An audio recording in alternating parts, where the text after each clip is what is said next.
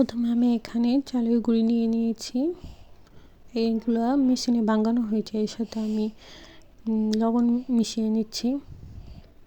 এখানে হালকা গরম পানি দিয়ে এগুলো মুথে নেব। তারপর আমি এগুলো বেটে নিচ্ছি। বাটা শেষ হলে পানি দিয়ে যে ব্যাটারটা তৈরি করে নেব, পিঠার ব্যাটারটা। বেশ হয়ে গেছে আমার ব্যাটারটা।